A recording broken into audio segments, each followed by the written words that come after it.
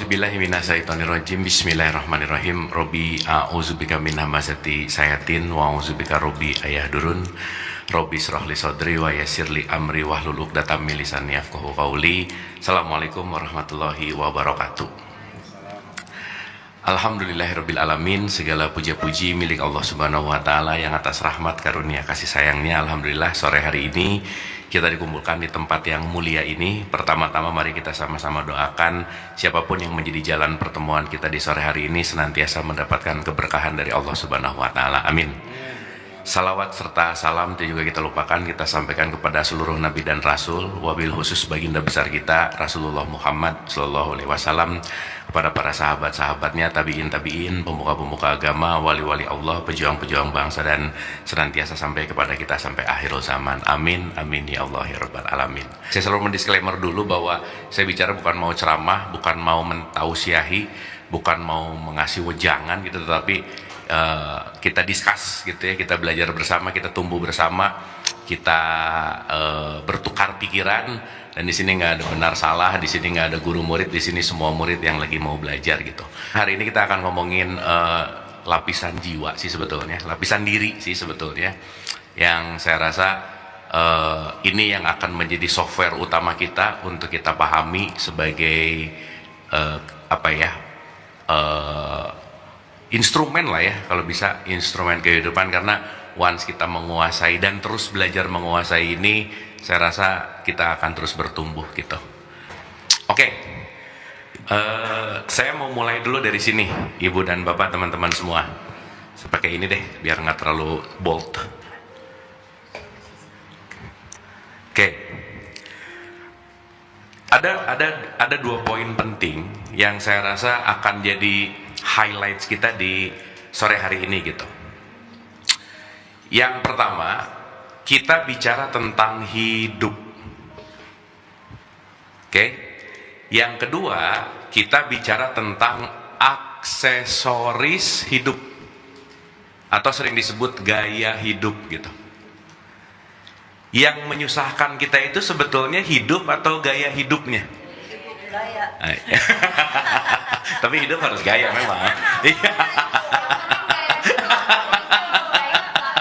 Ya, oke. Berarti kalau mayoritas jawabannya yang paling menyusahkan hidup adalah gaya hidup, yang jawab barusan pasti banyak hidup dalam kepalanya daripada hidup dalam kehidupannya gitu. Banyak hidup dalam pikirannya daripada hidup dalam kehidupannya gitu. Sip ya. Jadi pertanyaannya, kita hidup di kepala kita atau kita hidup dalam keberadaan hidup? Itu dua poin penting.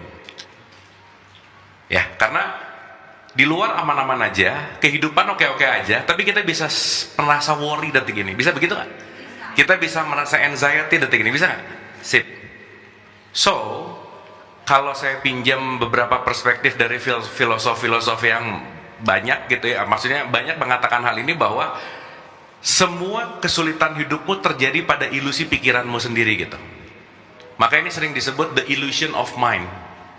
Dalam bahasa agama, hidup dalam pikiran itu disebut dunia namanya. Itu ya, makanya dunia itu adalah kehidupan yang ada di dalam pikiran kita. Pertanyaannya, pikiran kita sama atau beda-beda? Berarti dunia kita sama atau beda? Beda. Maka kita hidup di bumi dengan dunianya masing-masing gitu. Sip ya. Makanya kalau kita tidak meluaskan dunia, kalau kita tidak dalam tanda petik melepaskan dunia, di mana kehidupan dalam konteks hidup yang sejati itu, ini nanti sering disebut dengan yang namanya akhirat. Nah, jadi supaya nanti kita lebih ngerti lagi bahwa Robbana atina fid dunya hasanah wa fil akhirati hasanah itu bukan urusan dunia sekarang, akhirat itu nanti, enggak sih sebetulnya. Saat kita melepaskan dunia lama kita akan berpindah ke sini, dan ini nanti akan berbolak-balik terus gitu. Makanya si dunia ini nanti akan menjadi yang namanya mindset. Once mindset ini terbentuk menjadi karakter, ini nanti yang disebut sebagai menjadi matrix gitu. Pernah nonton filmnya Keanu Reeves, Matrix nggak? So that's why si Neo disuruh lepas dari matrix gitu. Karena kalau udah masuk ke matrix, kita akan terjebak dan diperbudak oleh mindset kita. Sebenarnya kita sebenarnya kita baik-baik aja, tapi kita akan selalu merasa was-was, kekurangan, kecemasan, dan seterusnya gitu. Makanya kalau pakai bahasa yang simpel bahwa sesaat kita berat menjalankan sesuatu, keberatan menjalankan sesuatu, hal ringan pun akan terasa berat gitu. Jadi keberatan atau tidak, apapun konteks, itu semua tergantung dari dunia kita masing-masing. So itulah kenapa dunia ini disebut permainan gitu kalau di Quran. This only just the game. Tetapi the true life itu bukan ada di dalam pikiranmu. The true life itu bukan ada di dalam konteks perspektif mindsetmu. The true life ini yang kita sebut sebagai realitas. Makanya sekarang 1 dari 63 orang di dunia mengalami permasalahan mental karena dia terkurung di dalam mindset dunia, matrix dan seterusnya gitu. Makanya happy life itu tidak ada di sini tapi ada di sini gitu. Makanya akhirat itu sebagai tujuan, karena kenapa? Saat kita bisa melepaskan old mindset kita, old matrix kita, maka kita akan menuju bertumbuh. Makanya kenapa dari sini ke sini itu transisinya tuh perlu yang namanya adaptif. Jadi orang yang nggak adaptif pasti menderita aja. Gabor Mate itu ada salah satu seorang psikolog lah ya, dia bilang gini, keren banget statementnya. Luka lamamu itu memang akan selalu melukai, dan kita harus mengambil luka yang lebih dalam, di mana luka yang lebih dalam itu namanya perubahan. Perubahan tuh nggak enak, lukanya lebih banyak, tapi kita akan menghealing atau menyelesaikan luka yang lama gitu. Makanya secara esensi ya, mohon maaf banget ya kalau dalam pakai pinjam bahasa filsafat, hidup tuh penderitaan sih gitu. Gitu. Ini tapi kayak jadi menderita beneran.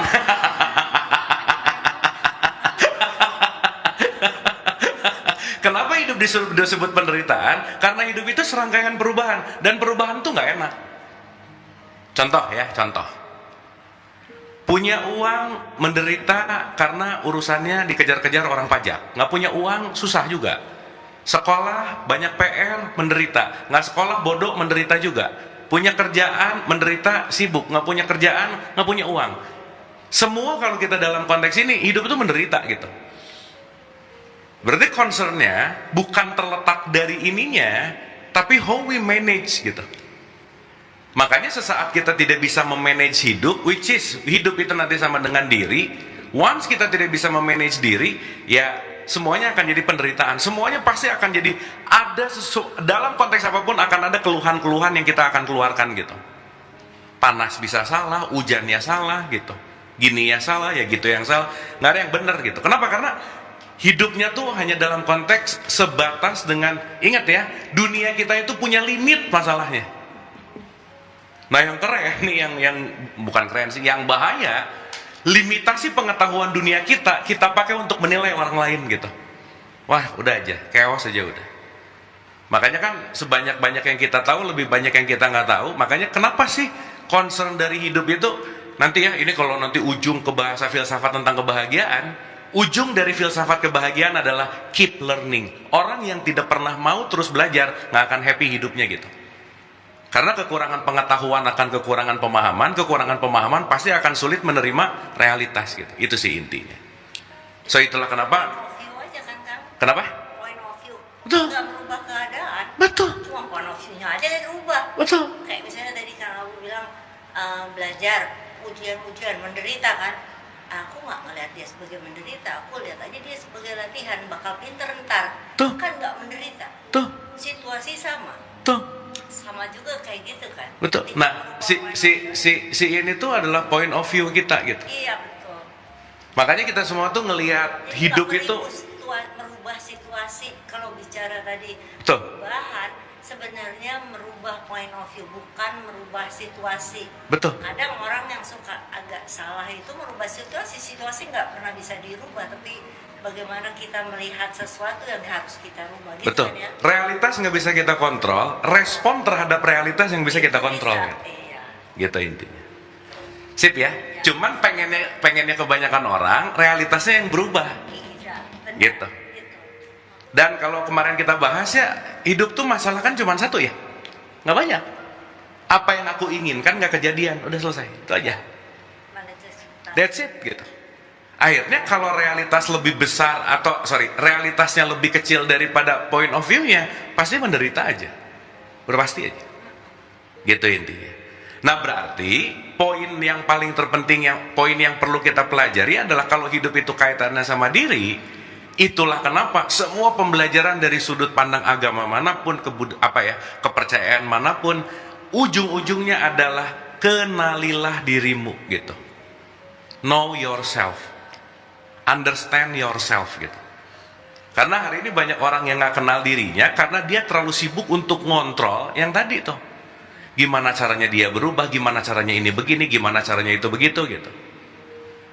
Jadi nanti akan ada 3 gitu ya. 1, titik yang paling dalam itu namanya lingkar pengaruh. Sibuklah kepada sesuatu yang kita bisa pengaruhi langsung gitu. Yang kedua, itu lingkar peduli. Boleh, peduli oke.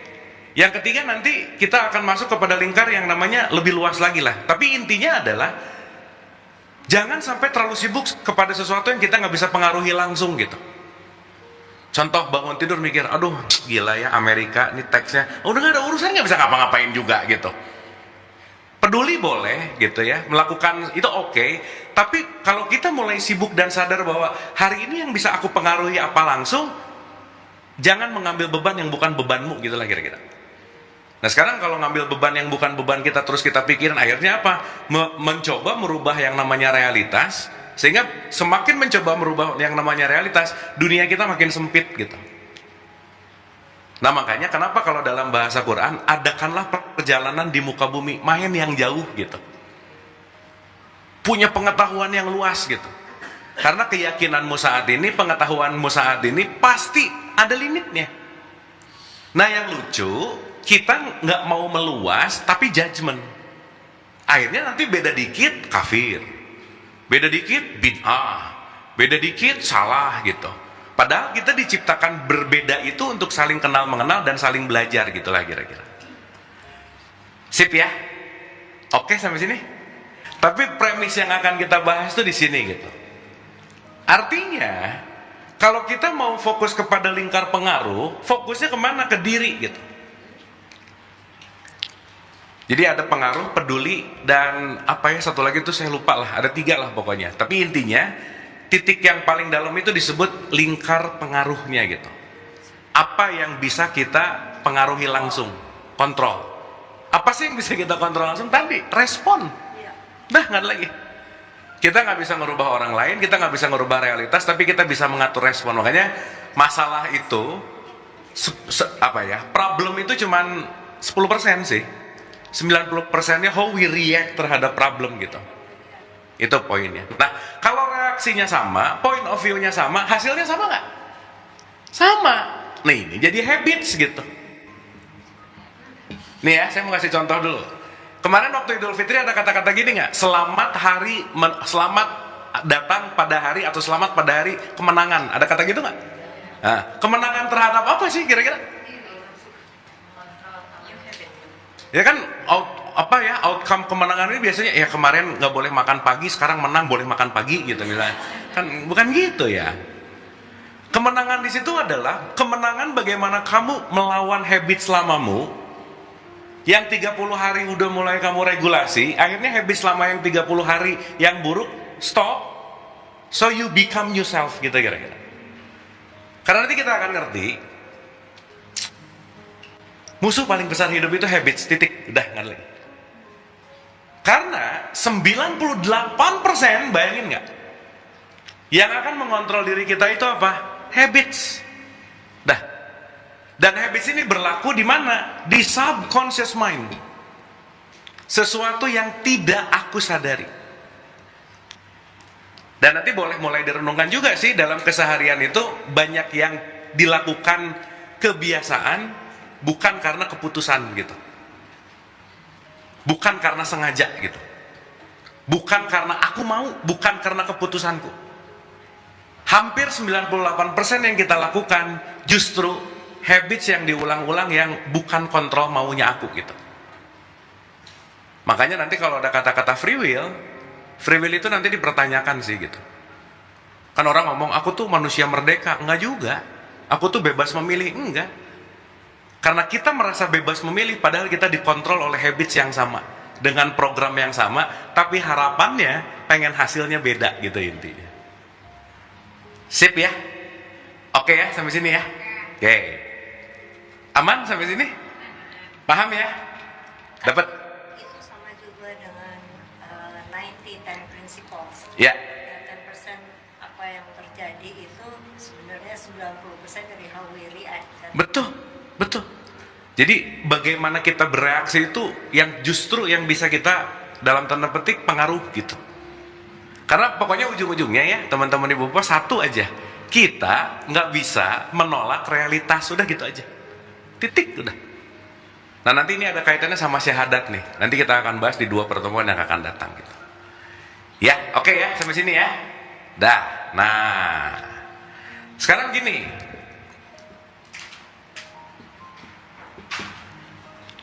pertanyaannya, setiap apapun yang dilakukan bentuknya adalah keputusan. Setiap saat kita tuh mengambil decision. Karena setiap saat kita pasti punya pilihan, anytime, any second. Sekarang pertanyaannya, mekanisme aku mengambil keputusan tuh dari mana sih gitu? Coba direnungin aja, pengambilan keputusan dalam konteks keseharian banyak yang dipikirin dulu atau banyak yang otomatis, yang mana? Otomatis. Ngomong dulu baru mikir, ngeteks dulu baru kadang-kadang mikir, reaktif dulu, apalagi kalau lagi kesel tuh. Lagi kesel gimana? Wah, cep lah. Habis gitu baru gini, aduh tahu gitu ya. Nah gitu tuh. Betul nggak? Nah, berarti pertanyaannya, keputusan yang kita buat banyak dalam keadaan sadar atau nggak sadar? Nah, nggak sadar namanya mabuk gitu. Ya, makanya kalau dalam tradisi Islam itu disebut janganlah kamu sholat dalam keadaan mabuk. Orang sholatnya aja nggak sadar. Sholatnya aja bukan sengaja-sengaja banget sih gitu. Kenapa? Karena Allahu Akbar cetek udah biasa dengar azan langsung ke kamar mandi, langsung wudhu, langsung Allahu Akbar, Assalamualaikum, udah aja. Jadi itu dilakukan di subconscious mind kita gitu. Makanya ya maaf banget ya. Mungkin kenapa sholat kok tidak merubah sesuatu gitu. Sholatnya rajin, anxiety-nya tetap. Sholatnya rajin, korupsinya juga iya. Sholatnya rajin, ngegosip juga iya. Kenapa? Karena itu dilakukan hanya dalam bentuk melakukan pengguguran kewajiban yang dalam bentuk yang namanya habits gitu. Apalagi agama memasukkan dogma dan doktrin fairness ke dalamnya. Kalau kamu nggak sholat, kamu dosa. Kalau kamu dosa, kamu masuk neraka gitu. Dan itu kenceng banget tuh. Fairness itu ada di subconscious mind kita tuh, wah kenceng banget. Pun, sorry to say ya, untuk kelas TK, SD, SMP lah, doktrin itu perlu. Yes. Itu ranah-ranah di mana ada kata-kata what, apa sih? Tetapi level abis itu saya rasa penting untuk menaikkan level dari what menuju kepada why gitu. Karena kalau kita nggak ngerti why-nya, kita nggak akan wise. Karena kita nggak tahu ini untuk apa gitu. Ujung-ujungnya ya udah menjalankan, tapi kita nggak tahu mekanismenya gitu intinya. Sip ya, sampai sini ya. Oke. Ada kopi, ada teh. Orang ngambil kopi itu kelihatan di mata luar kita tuh simpel. Tapi di dalamnya tuh mekanismenya tuh kompleks banget gitu. Makanya setiap keputusan yang terjadi itu pasti ada inner engineering di dalam diri kita.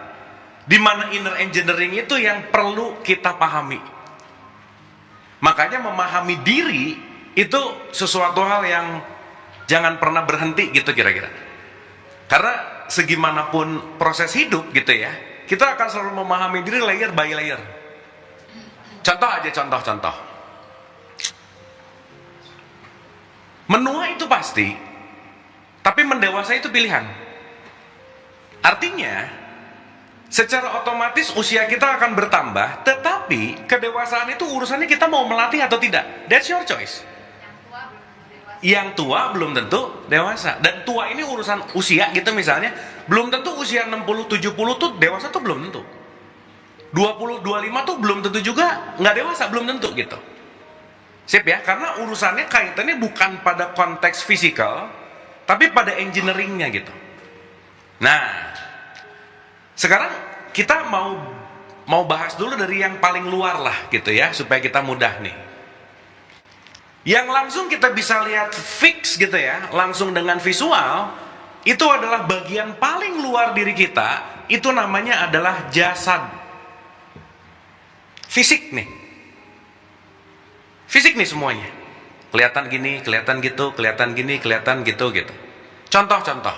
Papan tulis ini warnanya apa? Putih. Putih ini informasi yang dikasih tahu ke kita nggak? Iya. Jadi putih itu kesepakatan atau emang warnanya putih? Putihnya tuh nanti beda-beda loh, nggak exactly sama loh. Cuman kita sepakati yang ini tuh warnanya putih. Nah, nanti ada yang ngomong bodas, bisa ngambek nggak? Enggak, putih gitu. White. Bodas tuh putih juga sih gitu. Bahasa Sundanya putih itu bodas gitu. Untuk yang kurang mengerti. Sip ya. Jadi kadang-kadang kita sibuk dengan penamaan yang jangan-jangan bendanya itu juga gitu. Esensinya itu juga gitu. Sip ya. Oke ya. Nah, itulah kenapa nanti kita akan mengerti bahwa jasad ini outcome dari semua engineering yang terjadi di belakangnya. Sampai sini oke? Nah, saya mau kaitkan dulu sedikit nih, supaya kita mulai rada oke. Kalau kita bicara dalam konteks, saya pinjam mungkin dari terminologinya Nikola Tesla aja ya. Tesla tuh selalu bilang gini, if you want to understand the secret of universe, kamu pikir 3 aja. Kamu perlu untuk ngerti 3. Kenapa? Karena semesta itu akan berlaku dalam 3 terms ini. Nomor 1, itu disebut energi. Setiap energi itu pasti bervibrasi, setiap vibrasi itu pasti ada frekuensinya. Contoh, Ibu dan Bapak teman-teman dengar omongan saya, tapi jangan lupa, yang sampai itu bukan kata-katanya, tapi vibrasi di belakang ucapannya gitu. Maka kalau orang berbicara vibrasinya oke, kalau Rumi bilang, sesuatu yang dikatakan dari hati pasti nyentuh hati gitu. Nggak usah jauh-jauh lah. Kalau seorang ibu lagi marah-marah, ngedumel, teriak sama anaknya, teriakannya nggak akan didengar sama anaknya, kekhawatirannya yang didengar sama anaknya gitu. Kalau di sininya kesal terus ngomong, bukan omongannya yang didengar sama orang, kekesalannya yang dia dengar gitu. Karena bahasa ini sebetulnya cuma mau melingkagekan sesuatu, tapi intinya adalah yang tersampaikan adalah di level frekuensi mana ketika kita berbicara, itulah yang akan terjadi gitu. Sampai sini oke? So, nanti kita akan bahas bahwa sesaat kita ada di frekuensi-frekuensi rendah, itu sebisa mungkin jangan banyak ngomong, mending jangan mengambil keputusan. Kenapa? Itu pasti bad decision gitu. Sip ya? Sehingga nanti kita akan ngerti bahwa gini deh, yourself is not your age, but your energy gitu. Bukan masalah usianya, tapi energinya. Tapi bagaimana aku mau memvibrasikan energiku tuh di level mana gitu. Ya, sedih, bete, marah, benci, dengki, itu udah frekuensi-frekuensi rendah aja. Ngomong lagi bete sama ngomong lagi happy, beda nggak? Beda. Dan jangan lupa, si energi ini kerasa loh. Apalagi let's say balik lagi lah, hubungan ibu sama anak misalnya, atau orang tua sama anak. Si anak lagi ada apa-apa, meskipun anaknya ngomong I'm okay mom gitu, tapi ibunya tahu kok dari something wrong gitu. Kenapa? Karena yang sebetulnya berkomunikasi itu adalah vibes-nya gitu. Makanya kalau kita mulai peka terhadap vibes, kita nggak akan ketipu sama kata-kata. Karena kenapa? Vibes itu nggak bisa bohong gitu. Sip ya. Makanya kalau kita nanti ngerti bahwa semuanya kaitannya sama energi, vibrasi, dan frekuensi, konteksnya adalah penting untuk kita sadari tubuh fisik kita secara biologi itu rangkaian 50 triliun sel. Coba kebayang nggak? Dan satu selnya itu 1,4 volt gitu. Jadi kita tuh makhluk energi gitu intinya. Dan once kita berbicara kita makhluk energi, tergantung si energi ini mau diinvestasikan kemana. Nah ini bahasan kita hari ini adalah how we invest our energy. Karena nanti kita akan mengerti bahwa kalau kita investasi energi ke tempat yang tidak menguntungkan, itu tidak akan membawa kita menuju kepada quote and quote perbaikan gitu intinya. Sampai sini oke? Sip ya? Berarti ini energi ya? Dan sehari itu kita punya limited energy gitu. Makanya bobo itu recharging, bangun tidur katakanlah 100%. Jadi sadarilah bahwa kenapa yang kemarin kita bahas perlu pause moment sesaat dalam melakukan apa-apa. Tolong, kalau kira-kira marahnya nggak perlu-perlu amat, marah itu using energy. Kalau nggak perlu-perlu amat, udah nggak usah diinvestasikan ke tempat marah gitu kira-kira. Nggak semua harus kita komen, nggak semua harus kita baca, nggak semua harus kita tahu gitu. Dan itu leaking energi tuh. Dan balik lagi, 98% energi yang kita pakai nggak sadar dibuangnya kemana. Tiba-tiba capek aja, tiba-tiba lemas aja, tiba-tiba burn out, tiba-tiba ngeluh, kayaknya aku perlu healing deh, gitu. Padahal manajemen energinya yang sedang dia tidak kuasai, gitu intinya. Ya, makanya kalau kita ngambil dalam perspektif di Quran itu kan khalifah itu kan pemimpin, anggap aja begitu. Artinya sesederhana kalau saya kaitkan ke sini, jadilah manajer energimu yang baik gitu. Yang penting kita manage dalam keseharian itu adalah energinya. Dan sebelum lupa, yang paling membocorkan energi paling bocor parah itu saat kita melakukan judgment. Dah aja. Once we judge, itu leaking energinya gede banget. Tuh ya, kalau ngejudge, melakukan judgment gitu, ngelihat dikit, ini orang kayaknya ngomongin deh. Oh udah tuh, gitu. Ini orang kayaknya gini deh, ini kayak, nah udah deh gitu. Makanya orang yang sering berprasangka itu pasti energinya sering low gitu. Itu sih poin pentingnya. Sampai sini oke? Pertanyaan saya, yang bisa kontrol energi kita siapa? Sip. So itulah kenapa ini tuh nggak bisa diwakilkan gitu. Nggak bisa kita minta tolong ke siapapun, nggak bisa kita gimana ya? Kalau kita tidak melatih mengontrol energi kita untuk kita investasikan kemana, nah menginvestasikan kemana itu nanti kaitannya sama habits gitu. So itulah kenapa kita perlu banget untuk changing habits. Jadi sekali lagi ya, mau belajar kayak gini tiap hari kek, mau pengajian sering banget kek, mau rajin banget apa gitu ya, tapi tidak melatih tidak melatih habits, tidak changing habits, nggak akan merubah value hidup gitu ya intinya. Sip ya, makanya kemarin kita bahas Ramadan itu adalah changing habits gitu sebetulnya. Sampai sini oke? Sampai sini oke? Dah. Sekarang pertanyaannya begini.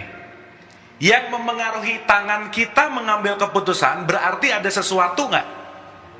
Ada dong. Dan pengaruhnya tentu saja bukan di tangannya. Karena itu semua hanya alat gitu. Hardware. Tentu semua hardware itu tergantung dari softwarenya. Nah, dalam bahasa Quran, softwarenya itu dalam bahasa Arab disebut nafs. Nafs itu kalau dalam bahasa Sanskrit disebut jiva. Kita sering nyebutnya namanya jiwa.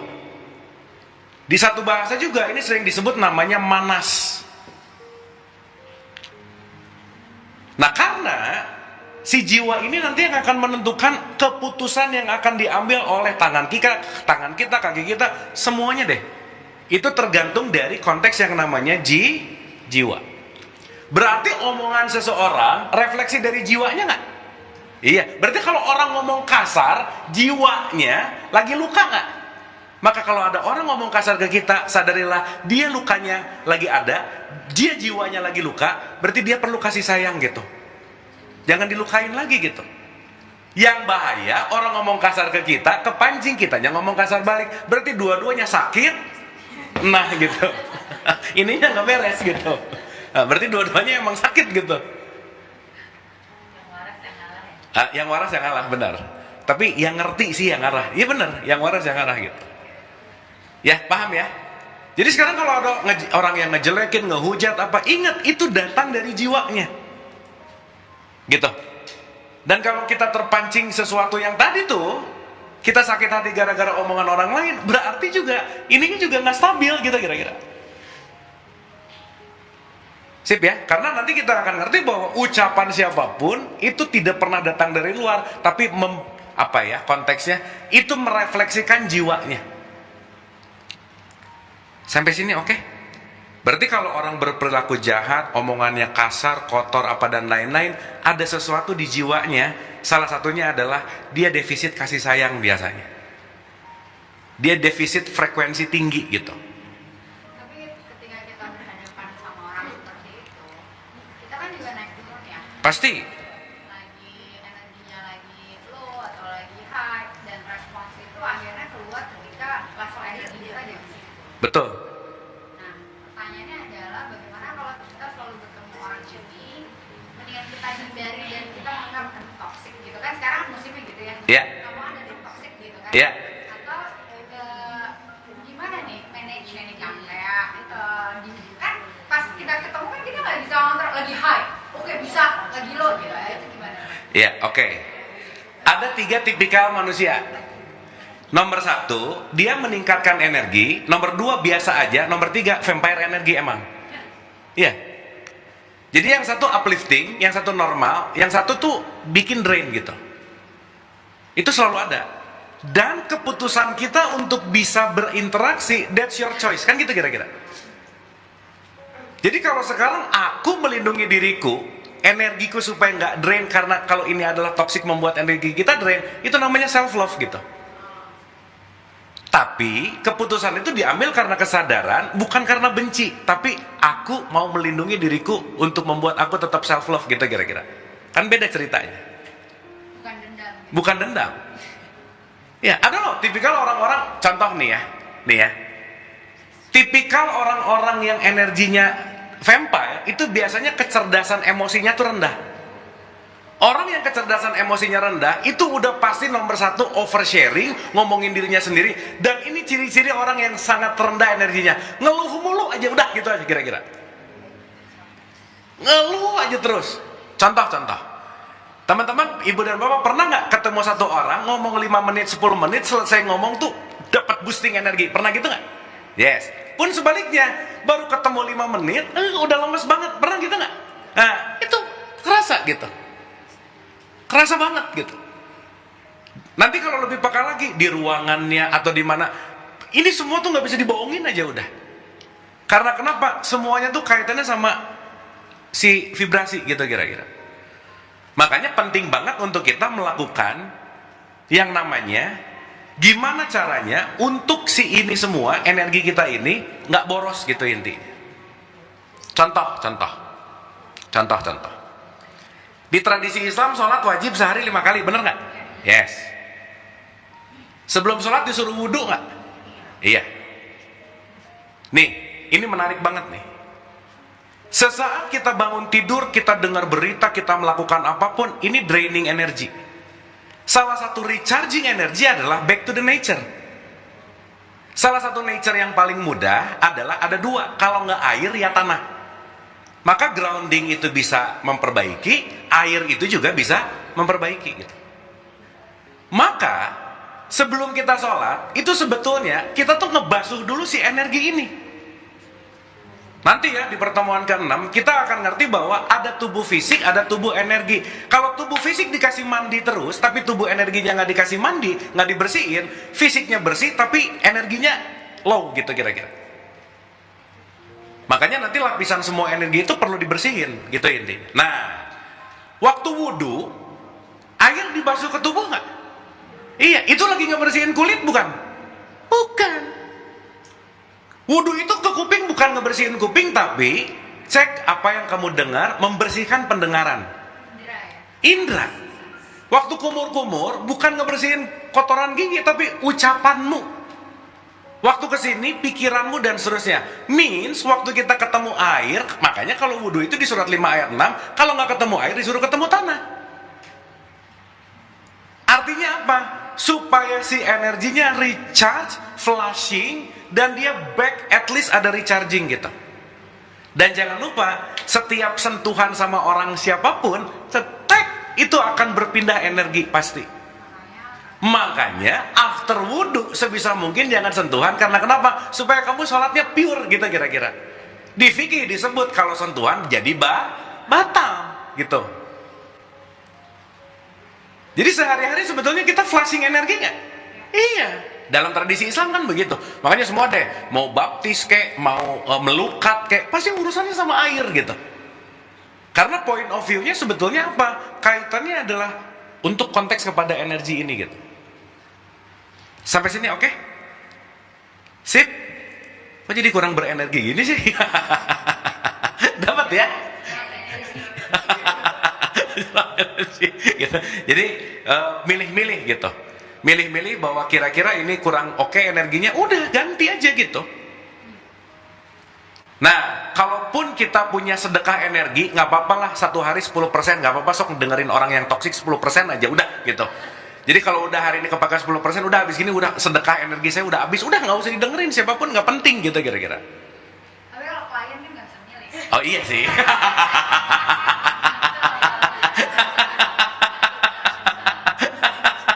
Tapi klien yang datang ke kita kan tergantung kita yang mengundang. Oh, nggak bisa enggak. Karena yang datang ke kita, yang attract adalah kita gitu. Ingat loh ya, semua yang terjadi pada hidup kita, pengundangnya tuh energimu. Nanti kita akan ngerti gitu. Karena nanti ada satu hukum yang namanya the law of reflection. Apa yang datang ke kita, itu refleksi dari apa yang dari dalam kita gitu. Jadi kita tuh kayak proyektor. Di luar ini tuh layarnya. Jadi kalau kita ngelihat, buset, ini nyebelin banget orang, itu tuh proyeksi, bukan ini sih yang nyebelin, ini gitu. Karena yang mempersepsikan POV menyebalkannya dia datang dari sini. Nah, nanti kita akan bersyukur dan berterima kasih siapapun surrounding kita sebenarnya lagi mengingatkan tentang diri gitu sebenarnya. Nanti lebih ujung lagi, kan ini warna semuanya, nggak ada keterpisahan sih sebenarnya. Ini kan ahad-ahad aja sih sebenarnya. Ini kan cuma hologram-hologram yang kita nggak sadar aja kan gitu. Kita udah ketipu lama dengan konteks matrix gitu ya, sehingga ngelihat oh ini gini, ini gini. Nah, nanti ketika kita ngelihat ini secara holistik, kita akan lihat bahwa semuanya ahad gitu kira-kira. Nah, makanya penting perlu untuk kita menyadari konteks di mana lepas dari si matrix gitu. Sip ya. Jadi kita punya hak untuk gimana ya bahasanya ya, hak untuk membuat energi kita tetap baik nggak? Iya, makanya jangan jadi orang nggak enakan gitu, jangan jadi orang baik gitu. Orang baik itu energinya banyak kesedot, kenapa? Bilang enggak aja susah. Oke, Pak, dari dalamnya gitu. Iya. Yes.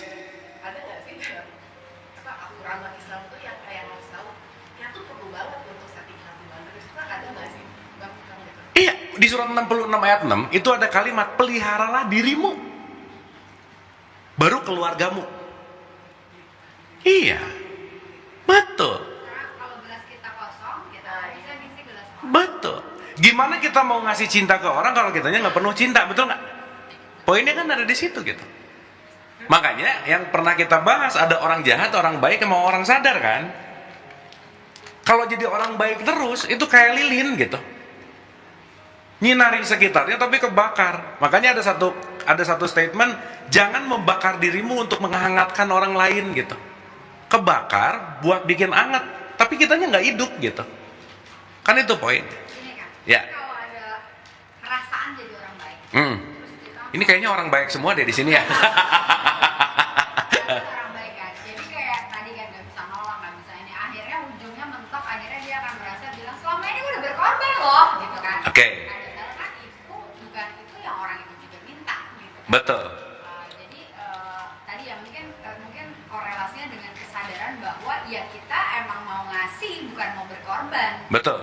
Bukan baik karena memang harus jadi orang baik, tapi memang dengan memberi itu kita juga jadi self love, jadi senang gitu. Ya. Ya. Nah, saya mau garis bawahi dulu tentang berkorban. Segala sesuatu kalau kita melakukan berdasarkan pengorbanan untuk sesuatu, pengorbanan adalah bensin amarah kita. Jadi kalau perasaan ada korban di situ, amarah jadi Pasti. Dan sesaat kita mengorbankan sesuatu untuk sesuatu, di situ udah bukan ikhlas. Makanya kalau pinjam perspektifnya Rumi tentang cinta, kalau kamu mencintai dan merasa berkorban untuk siapa yang kamu cintai, itu namanya transaksi gitu. Karena dalam cinta nggak ada pengorbanan. Berarti kalau aku tuh sudah berkorban, udah selesai. Berarti aku merasa dan mengorbankan diri itu akan meningkatkan pride tuh. Orang bisa sakit hati karena udah ngerasa berkorban, nggak dihargai lagi. Ya, yang membuat sakit hatinya tuh karena merasa berkorbannya gitu. Itu yang bahaya. Makanya semakin merasa berkorban, semakin berasa aku tuh udah, semakin naikin level egonya gitu. Oh itu bakal jadi bensin amarah banget aja udah. Hah? Makanya yang kemarin kita bahas ya, masih ingat, mudah-mudahan masih ingat nih. Bumi itu kalau nggak ada manusia, bumi baik-baik aja kan. Jadi kita tuh sebenarnya nggak penting-penting amat sih gitu. Jadi salah satu syarat mau bahagia dalam hidup, nggak usah ngerasa penting, udah gitu aja. Saat ngerasa penting, pengen dihargai, bensin amarah naik pasti. Makanya kenapa kalau Quran bicara, lakukanlah segala sesuatu dengan ikhlas. Berarti ikhlas itu kan nggak ada transaksi. Kalau ada transaksi, kerugiannya kemana? Nih, si ego tadi tuh pasti dikasih bensin terus gitu. Yang bahaya di mulut ikhlas kan? Ya balik lagi. Ya, makanya kalau di mulut ikhlas kan diucapkan. Itulah kenapa di surat Al-Ikhlas nggak pernah ada kata ikhlas gitu. Karena ikhlas itu bukan untuk diucapin gitu. Ikhlas itu untuk direalisasikan gitu. Nah nanti ujung-ujungnya ada ngomong gini, nanti ujungnya ada aja pasti. Tapi susah, ya udah susah tuh habits gitu. Susah tuh konsep gitu, karena nggak dilatih. Dan ini kalau nggak dilatih nggak bisa aja, gitu ya. Jadi untuk kita nggak ngerasa penting tuh perlu latihan, perlu banget latihan. Dan semakin ngerasa penting, udah deh, omongannya harus didengerin lah, appearance-nya harus digimanain lah. Wah udah, si postingannya harus di like terus lah. Kalau udah deh pokoknya, karena ada ngerasa penting. Jadi di situ pasti ada bensin-bensin amarah yang tadi tuh, melakukan sesuatu yang konteksnya akhirnya ada transaksi gitu. Itu sih poin-poin yang paling esensinya ada di situ gitu. Sip ya. Kan kita udah pernah bahas ya, salah satu belenggu jiwa yang paling tertinggi adalah pengen diakui. Udahlah, jauh-jauhin pengen diakui. Tuh ngerasa penting tuh, aduh udah deh. Karena maaf ya, orang yang merasa penting penyakitnya ada dua. Satu, susah terima kasih. Yang kedua, susah memaafkan. Nah, once terasa penting, dia akan sulit banget memaafkan. Nah, susah memaafkan, itu yang akan susah banget untuk menjaga energi baik gitu. Makanya letting go tuh top banget lah. Saat kita udah mulai melepaskan, sebenarnya saat kita memaafkan, kita lagi menyelamatkan energi kita gitu. Itu yang saya rasa esensial banget itu. Apa latihan paling dasar letting go? Latihan paling dasar letting go adalah aku sadar bahwa kenyataan pasti menang. Titik. Apa yang kejadian sekarang nggak bisa diubah. Kan realitas nggak pernah kalah ya, betul nggak? Mau pengennya gimana pun, contoh, pengennya 5, realitasnya 1. Sekarang kalau udah realitasnya 1, apa yang paling mudah? Terima. Acceptance. Terima aja dulu. Meskipun, ya aku ikhlas, nggak apa-apa sih gitu. Kan ada kata-kata, fake it until you make it. Pura-pura happy dulu nggak apa-apa. Pura-pura nerima dulu nggak apa-apa. Yang penting belajar untuk nerima dulu aja udah. Nah sesaat skill penerimaannya mulai tinggi, pasti bisa di letting go. Karena letting go tidak akan terjadi kalau kita belum menerima gitu. Tapi itu kan bukan maksudnya pasrah kan, jadi nggak mengerjakan sesuatu. Bukan Pak. Kan pernah kita bahas ya. Sabar, ikhlas, pasrah, berserah, tawakal sama tolol itu beda tipis semuanya gitu. Beda tipis gitu. Saya tuh sabar, nggak bego, bisa gitu. Jadi tawakal tuh bukan nggak ngapa-ngapain, bukan. Tetapi menerima sesuatu. Melakukannya dalam konteks penerimaan. Bukan not doing anything, bukan. Gitu. Sip ya. Karena yang penting dalam konteks ini adalah nerimanya dulu gitu. Karena kalau udah nerima, pintu-pintu yang tertutup kebuka pasti. Semakin gak nerima, gak akan kebuka aja udah. Oke? Nah sekarang pertanyaannya, kenapa penerimaan susah atau mudah? Kenapa? Jangan dilatih. Karena fokus ngelihat yang nggak ada. Fokus ngelihat yang nggak ada, fokus kepada yang dipengenin, fokus kepada yang diilusikan, fokus kepada yang diekspektasikan gitu. Nah, nanti kita akan ngerti mekanisme kenapa susah menerima, bentar lagi kita akan ngerti gitu. Oke, sampai sini? Oke. Sip. Get something nggak sampai sini? Banyak. Sip, mantap. Sip ya. Ini kita kajian sebulan sekali, tapi kalau nggak latihan nggak akan berubah loh ya. Awas sih, jangan saya, aduh hari ini bahas ikhlas, pulang aku udah ikhlas, belum loh, baru tahu tentang ikhlas, belum ikhlas. Awas gitu. Karena banyak orang pulang pengajian ngerasa solehah banget, aku solehah kenapa? Baru pulang pengajian, belum. Dia baru tahu, belum mengamalkan, belum mengalami gitu kira-kira. Belum latihan. Makanya kalau bahas ikhlas, pulang pasti ikhlasnya diuji gitu. Pasti aja. Kan untuk dicek, ini tadi yang dipelajari dipraktekin nggak gitu. Sip ya, jadi kalau hari ini nanti pulang banyak orang nyebelin, alhamdulillah. Gitu ya. Dah, ya. Yang akan kita bahas, saya mau pinjam dari perspektif, saya pernah dapat satu guru, itu dari Mong Hindu. Dan si guru ini pernah didapat pertanyaan begini, teman-teman. Pertanyaannya profound banget nih, dalam banget pertanyaannya.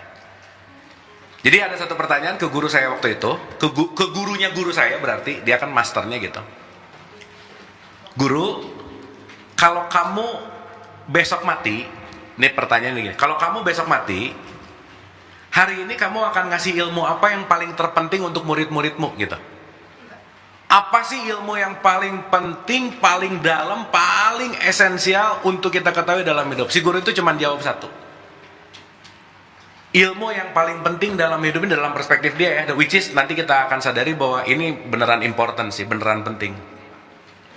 Satu katanya, kamu harus bisa bedain mana kesadaran dan mana pikiran. Mana kesadaranmu dan mana pikiranmu. Contoh. Kita, ibu bapak, teman-teman banyak pikiran nggak?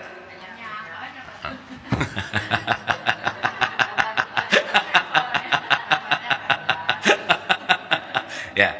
Dan nanti setelah kita ngerti ini pikiran tuh nggak banyak. Jadi kalau lagi pusing tuh bukan banyak pikiran, bukan. Tapi nanti kita akan ngerti. Ternyata ada perbedaan yang sangat mendalam tentang mana kesadaranku, mana pikiranku. Pertanyaan saya begini. Ini jasad masuk ke dalam sedikit namanya jiwa. Jiwa itu ada 3, pikiran, perasaan, emosi. Oke? Maka kondisi tubuh memengaruhi emosimu. Emosimu memengaruhi perasaanmu. Satu perasaan bisa menciptakan ribuan pikiran. Maka pikiranmu menentukan keputusan. Perbedaannya perasaan sama emosional apa? 10 menit lagi, tenang. Tenang. Ya. Gini. Tiap detik ada gini nggak? Dek. Ada? That's emotion. Emotion itu artinya energy in motion.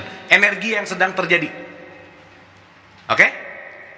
Tapi kalau saya ngelihat cewek seksi lewat, itu perasaan namanya. Berarti perasaan tergantung situasi atau emosional secara Berarti emosi itu semua manusia punya basic yang sama. Perasaan itu bagaimana menyikapi emosi yang berbeda. Contoh, kita semua punya takut, tapi takut terhadap apa pasti beda-beda gitu. Sip ya? Oke. Makan urusan fisik bukan? Tapi makan sama siapa urusan batin. Betul nggak?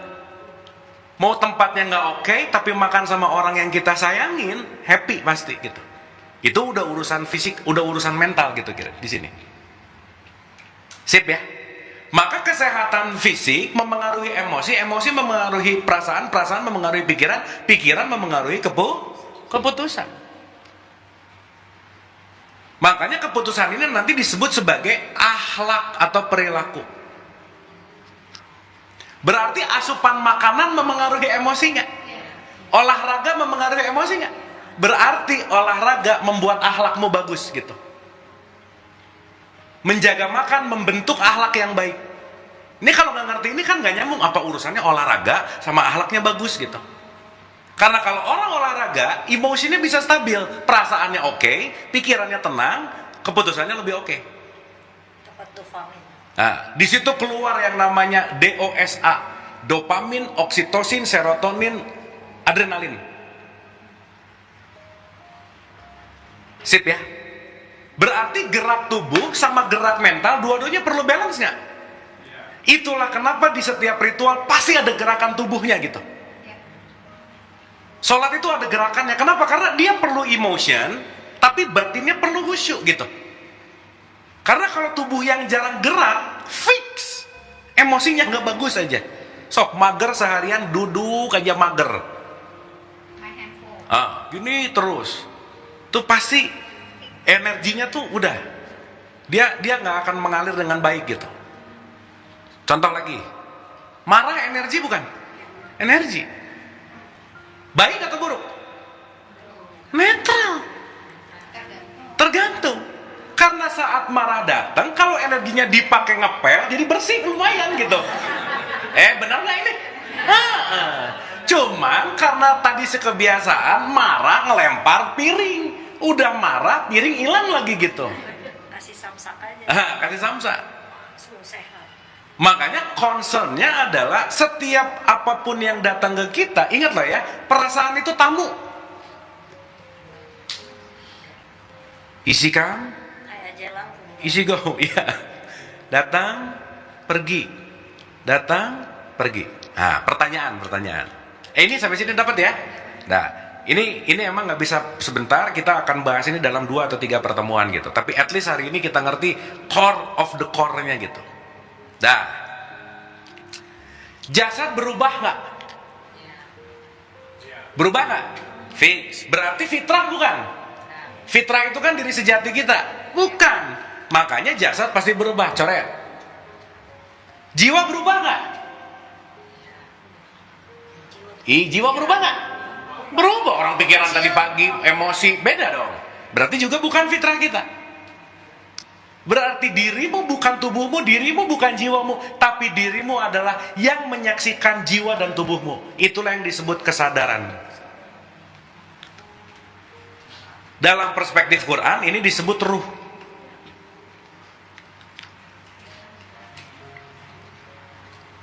Oke, sampai sini. Nama diri kita bukan? Bukan. Nama adalah identitas yang dilekatkan kepada diri kita. Makanya pasti ada ku. Nama siapa? Namaku.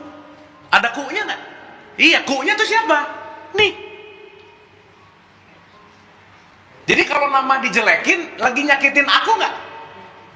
Enggak. Yang disakitin namanya. Si Abu, ya udah dia mah ngejelekin si Abu, sayanya mah nggak apa-apa. Tapi karena melekat kepada nama, sesuatu yang melekat pasti ada emosi di situ. Contoh, mobil tetangga ketabrak, biasa aja mobil saya ketabrak, yang ketabrak depannya yang sakit di sini nih, aduh gitu. Karena ada apa? Ada engagement, ada attachment gitu. Maka semakin attachmentnya banyak, semakin goyangan jiwanya pasti begini gitu.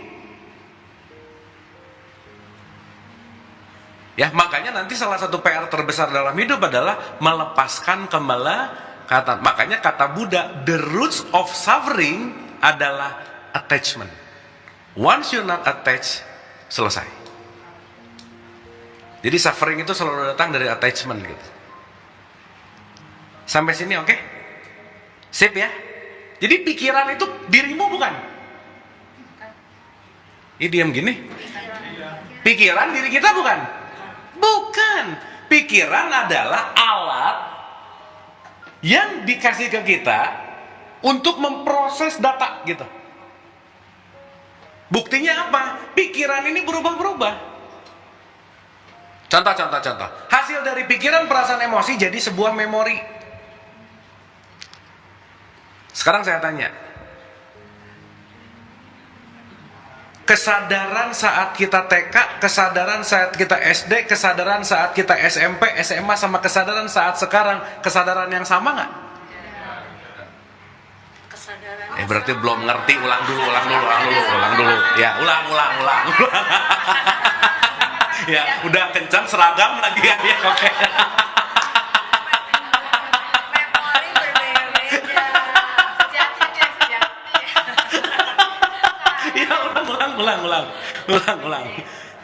ulang. Memori bisa beda-beda nggak? Ya, sama. Bisa. Clear ya? Tapi yang menyadari pengalaman itu kesadaran yang sama nggak kira-kira? Sama. Kesadarannya itu terus. Oke nggak? Sip ya? Berarti yang berubah itu kan cuman ininya aja. Tapi si kesadaran ini selalu stay, selalu ada, nggak pernah berubah, nggak kemana-mana. Karena kenapa? This is our true self. Seringnya nggak sadar. Jadi kesadaran itu seperti cahaya yang menerangi jiwa, yang nanti keluar outcome-nya di dalam jasad. Kesadaran itu berkembang nggak? Kenapa Pak? Kesadaran itu berkembang nggak? Kesadaran itu stay. Nggak pernah. Kesadaran berubah. kecil dan kesadaran orang dewasa itu berbeda nggak? Oh gini. Kecil sama besar itu kan relatif ya. Yang menutupi kesadaran yang berubah gitu Pak. Oh iya loh. Itu kan yang menutupi kesadaran. Contoh. Tar ke situ. Nanti kita ke situ Pak ya. Nanti kita ke situ. Tapi yang penting tempatnya oke dulu nggak? Oke. Gini.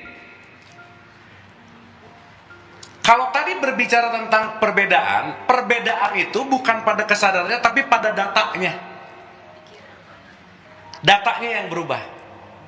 Kesadaran itu stay. Contoh. Ibu dan bapak, teman-teman semua, begitu lahir Brojo punya kesadaran nggak? Punya. Makanya di sini kesadaran itu disebut pure intelligence. Bayi nggak ngeles menyusui kemana-mana, tapi dia tahu menyusui ibunya tuh seperti itu. Ketika dia lapar dia nangis, ketika dia haus dia nangis, dia tahu karena kenapa? Itu tidak menggunakan yang di sini, tapi menggunakan yang di sini gitu. Dapat ya? Sehingga si lama-lama si kesadaran ini ketutup oleh konsep nggak? Ketutup oleh matriks nggak? Lama-lama kesadarannya bergeser ke sini, lama-lama kita dikuasai oleh yang tadi yang kita cerita, dunianya, limitasinya, habitsnya, dan seterusnya gitu. Hilang kesadaran. Disitulah kita lagi dalam konteks tidak sadar di diri, hilang kesadaran. Berarti yang lagi bermain adalah pikirannya, perasaannya, emosinya, gitu. Sampai sini oke? Berarti kesadaran selalu ada nggak? Ada. Lagi bobo ada nggak? Ada. Apa buktinya? Begitu bangun ditanya, gimana tidur kemarin? Nyenyak banget. Tahu dari mana nyenyak coba? Karena dia selalu on. Makanya kalau di ayat kursi disebut, dialah yang terus menerus, nggak pernah bobo, nggak pernah gimana. Dia stay on gitu. Sip ya. Cuman kita jarang menjadi kesadaran, tapi sering terjebak jadi dalam konteks yang namanya program gitu. Kalau Ya. lagi tidur mimpi ketemu orang yang udah meninggal, itu ruh sama ruh bukan? Mimpi ketemu orang meninggal? Iya, lagi ngobrol gitu. Tergantung. Kan kita tidur nih. Ya. Mungkin barangkali kita ada di brainwave-nya tuh frekuensi yang klik sama. Tergantung. Bener nggak kita tuh lagi obrol? Nggak ya? Enggak, tergantung. Belum tentu. Karena mimpi itu bisa masuk ke subconscious mind, bisa masuk ke unconscious mind. Oh, itu lebih dalam lagi gitu. Makanya kalau mimpi apa-apa nggak usah dimaknai aneh-aneh lah, udah biasa aja. Aduh, aku mimpi deh. Nah, takut aja akhirnya gitu. Ya, di situ dulu ya. Nanti kita bahas lebih dalam. Oke, sampai sini? Oke nggak ini? Oke, sip. Karena tadi saya tanyanya tuh kan ruh itu kan nggak hilang ya. Iya. Kalau kita misalnya ada ayah kita meninggal atau apa, ruhnya kan tetap ada. Iya, iya. Nah, bisa jadi kalau frekuensinya pas gitu, Ya. itu ketemu, itu tuh connect gitu sih frekuensinya Antara ruh itu gitu ya. Ya kalau kita lagi antara tidur dan nggak tidur gitu. Ya, tapi sama halu beda tipis sih. Oh Ya. gitu. Iya. Itu karena kita kan membayangkan Iya. Gitu. Ya. Ya. Ya. Kan pingsan tuh ini yang off. Jiwanya yang off. Ini kan tetap on. Ruh kan nggak kemana-mana. Contoh. Kenapa? Gini. Ini jiwa nih. Ini ruh. Kalau orang dicabut jiwa mati nggak? Pernah dicabut jiwa nggak? Nanti jam 9:30 siap-siap dicabut jiwa tuh. Nah. Sip ya. Berarti kalau jiwanya off, dua, mau bobo, mau pingsan, mau koma, itu jiwanya off. nggak bisa mikir ya. Iya, ininya pokoknya pikiran perasaan emosinya off aja. Tapi tetap hidup nggak? Tetap. Nah kalau orang yang dikubur di tanah kusir yang dicabut apanya? Bukan nyawa, jiwa sama ruh namanya nyawa gitu. Dua-duanya off, gitu. Jadi kalau jiwa doang off, namanya bobo, koma, pingsan, tidur, mati suri, itu jiwanya off. Tapi kalau jiwa off, ruh off, quote and quote ya, ini sebenarnya kan nggak gini-gini juga sih, tapi ini gampangannya aja, baru dia mati. Karena jasadnya tidak ada lagi supply listrik gitu. Contoh, ini TV lagi mati, lagi nyala, mati. Tapi listrik tetap ada nggak di dia? Nah, gitu. Begitu di-onin, jiwa nyala. Begitu di-offin, jiwanya mati. Tapi dia tetap bisa nyala hidup. Kenapa? Karena masih ada listrik yang nempel ke belakang. Tapi kalau dicabut, mau dipencet-pencet, hidup nggak? Nah, gitu. Sip ya? Clear ya? Dah. Oke, ini?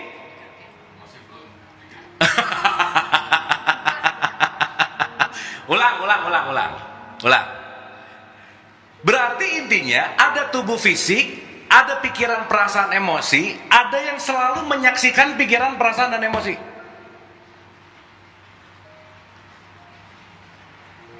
Pikiran berubah nggak? Detik, sekarang gini. Tolong pikirin dua hal sekaligus saat ini, silakan. Gak bisa. Tapi dibalik ketika kita mikir A, lama-lama mikir B, lama-lama mikir C, lama-lama mikir D, ada yang menyaksikan kita berpikir nggak kira-kira? Nah, itulah si kesadaran gitu.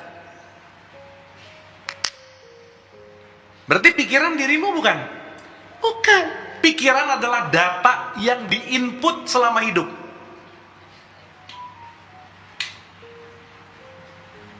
Maka nanti kalau kita mau menyadari, kenapa di tradisi Islam nomor satu bukan disuruh percaya sama Allah loh, tapi disuruh bersaksi kepada Allah, betul nggak?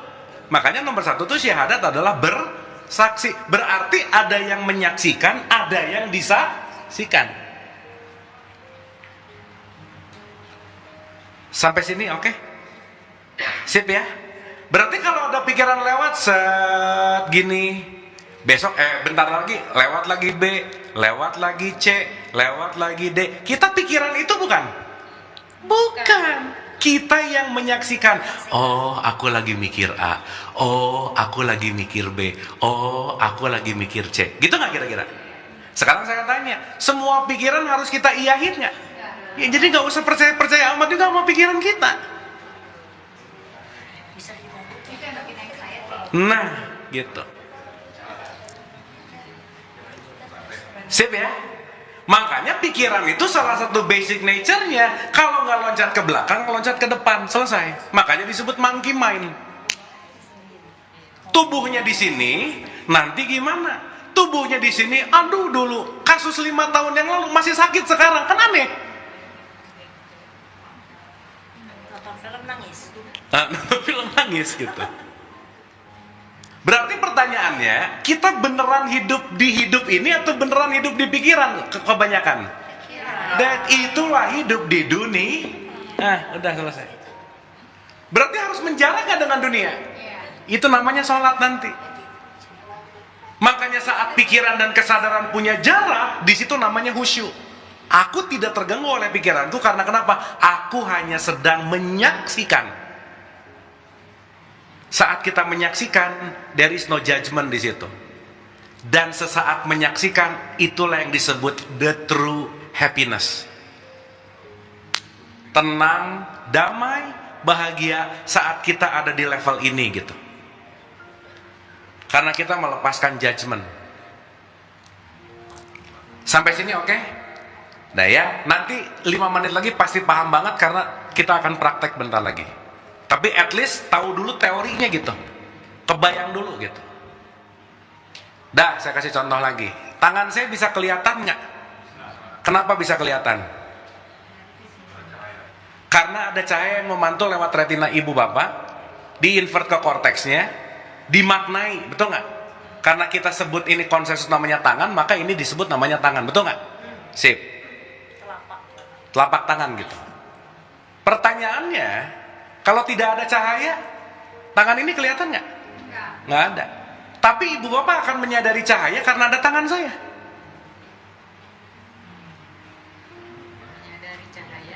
Lah kalau nggak ada cahaya kan nggak ingat aja gitu.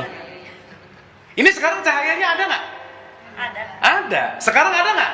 Ada. Baik ada objek maupun tidak, cahaya tetap ada. Maka kesadaran itu nggak pernah hilang. Kesadaran itu seperti cahaya ini gitu. Ketika ya, ketika tangan saya di sini, kita bisa ngelihat karena ada cahaya yang memantul, betul nggak? Cuman orang sibuk dengan tangannya, tapi kalau orang udah ada kesadaran yang lebih dapat, oh itu mau kelihatan ada cahaya aja sih gitu. Nah sekarang ada nggak cahaya di sini? Kelihatan nggak? Nggak ada, nggak kelihatan, tapi tetap ada. Nah seperti itulah kesadaran. Sip ya? Dapat ya? Nah nanti bentar lagi abis ini dapat lah. Bentar lagi. Tapi at least tahu dulu ada jasad, ada jiwa, ada ruh. Nah kalau pinjam pakai terminologinya 3 fakir, ini aku 4, ini aku 3, ini aku 2 gitu. Maka banyak aku di dalam aku. Sampai sini oke? Dapat ya? Nah ini part yang paling pentingnya nih.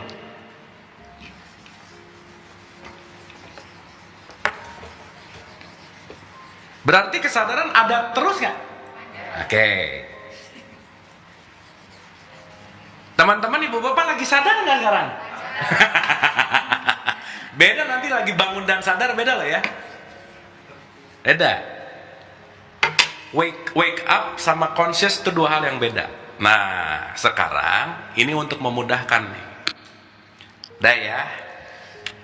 Anggap aja pikiran itu dalam bahasa Inggris disebut mind. Karena mind itu sama dengan manas, bukan hanya pikiran. Pikiran itu bahasa Inggrisnya thought. Tapi kalau udah jadi mind, dia satu kesatuan antara pikiran, perasaan, dan emosi gitu. Berarti setiap pikiran, perasaan pasti ada emosi pasti. Maka setiap memori mengandung emosi. Makanya ngelihat sesuatu itu tergantung ke energetik memorinya. Ngelihat memori yang nggak bagus bisa membuat nggak enak hati.